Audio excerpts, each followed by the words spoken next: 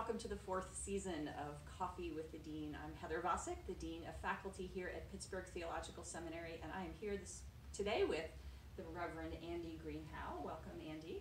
Hello, thanks for having me. I've always wanted to do one of these. Well, this is your lucky Lenten season where you get to kick off this series of conversations, inviting people into a little bit of life at the seminary, a chance to meet some of the folks who work and think and serve here. And Andy is the first conversation partner. You serve as executive assistant to the president, secretary, to the board of directors, and it's great to be able to chat on camera. Yeah, likewise. Thanks so much. So you have a background in ministry in the church. You have done a number of things here at the seminary. So you have a sense of those training for ministry, those serving in ministry. What advice do you have for pastors and church staff as they head into the Lenten season, which is a pretty busy time for many? Yeah, I mean, I think the first thing I would say is that whatever advice I have to give is probably not really advice worth taking. I'm just kidding. But I think that presumably this time of year, well, those who are in Christian ministry, whether that be pastoral staff or just working in a church, presumably there was a time at which they said, there is something about this Christian faith that really means a lot to me, and I would like to dig deeper.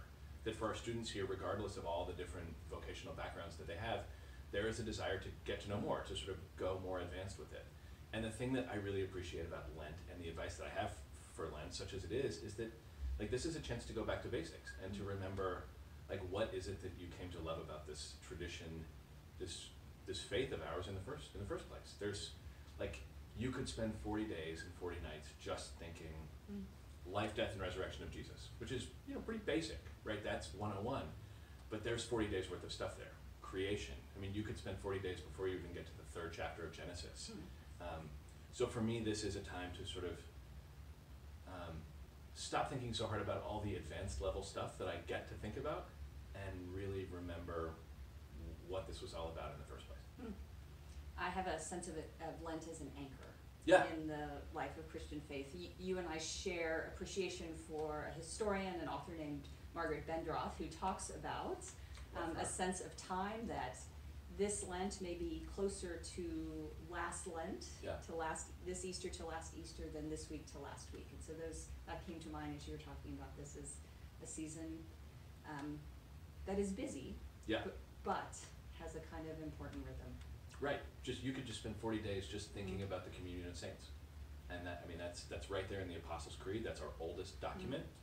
And it's pretty basic, introductory, but so rich.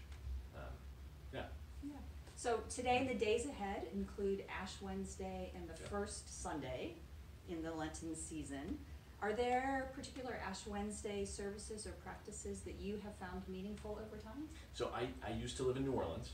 I was a bodily New Orleanian. I aspire to be a spiritual New Orleanian, which is those of you watching who have been to New Orleans, you will understand exactly what that means.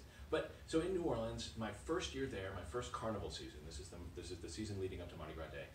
I went to all the parades. I participated in I went to all the barbecues. I ran around, played with all the kids. I was doing carnival very well. And then I showed up on Ash Wednesday, bleary-eyed, exhausted, and I was the only jerk in the office who had not had his ashes imposed by 8:30 in the morning. And that New Orleans approach to carnival as a liturgical season has led me to a richer, deeper understanding and practice of Ash Wednesday as a day. That we, in the hinterlands outside of New Orleans, we think of it as merely the beginning of this introspective season where we are reminded, you are dust and to dust you shall return. But Ash Wednesday doesn't function as a fulcrum in the same way that I think it could as it does in New Orleans, where you have been celebrating life in this place that is disappearing and that is very vulnerable, and you have been sort of declaring that against all odds there is generosity, reconciliation, joy, fun, just like the carnival season is not what you see on TV, it's not what the tourists do, it is a season of your cup runneth over. And then you have this opportunity on Ash Wednesday to just shift gears very quickly and be reminded that the human experience is as much about joy as it is about death. So what I try to do is between Epiphany and Mardi Gras, I try to celebrate Carnival in my own small ways here in Pittsburgh, and then first thing in the morning, 6 a.m., have the ashes imposed, because it's the end of that season as much as it is the beginning of this next season of Lent. Nice. I need the two. Yeah, that's a really lovely contrast to think about. Yeah, it's stark. The fullness of life and yes. a time of reflection. Right. It is not merely the beginning of reflection, it is the end of cultivated joy and jubilee, leading into something else that is just as important. So given that contrast and the task of preaching, how do you think about preaching taking shape during the season of Lent? How is it different? How is it similar? So for me, I am in general, every preacher sort of has a bent, as you know. The really terrific preachers have 3 sermons. Most of us really only have 1 or 2. My 1 or 2 sermons are really just about Christian community lived together, right? That one of the most important classes I took in seminary was Dr. Sally Brown at Princeton Seminary, teaching on preaching to shape a practicing church. So my bent, my angle of preaching is usually horizontal. How do we live together? And what I find is that in Lent, my approach changes and it becomes more vertical. It becomes more confessional, devotional. There's a lot more of my own self in that because, again, I'm going back to the basics in my own life. So it feels like I can preach in such a way that I'm not inclined to preach about personal relationship with Jesus or that kind of stuff.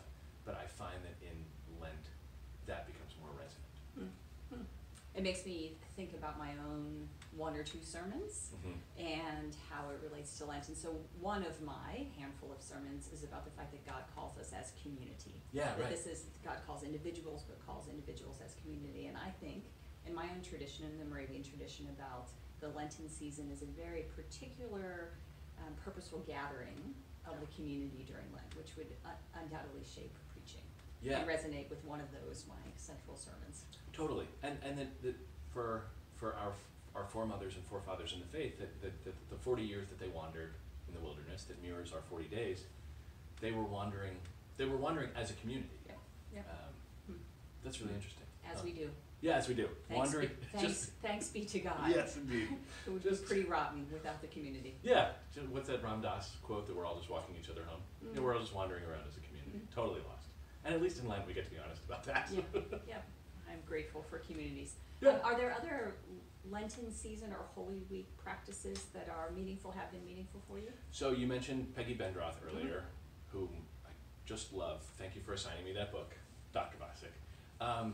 So I love observing Holy Week by reading the Gospel of Mark, those 6 chapters that actually go day by day, Sunday to Sunday in Holy Week, where observing those days as it is so rare, right, that Kairos time, God's time, and Chronos time, the time on your clock, that they actually overlay very nicely onto one another. And in Holy Week, especially in the account in the Gospel of Mark, you have this incredible opportunity to say, oh my goodness, this overlays 24 hours to 24 hours. And so I can read about Sunday, Palm Sunday, I can read about Monday, Tuesday, right on through. And so what I try to do in Holy Week, this is just Holy Week, but live that day as if I am really experiencing the 24 hours that at Jesus' time, that was what was being experienced. So one of the best days for this for me, and this may sound morbid or something, but I find it very useful, is that on Saturday, God is literally dead. The incarnate God has been crucified and is not yet alive. Is not yet resurrected. So a couple of years ago, I did a wedding on the day before Easter, and I was doing this observance in my own personal life. And so it's this joyous occasion where there's all these people who are so happy and we're celebrating love, and there's grandma in the wheelchair dancing with the bridesmaid and the groomsmaid. It's all this joy and it's all this fun, and on the inside, in my own devotional life, I am living as if God is literally dead. And it creates this beautiful stark contrast that, again, between Carnival and Lent, and that if you actually observe Holy Week day by day by day, Easter is that much more meaningful.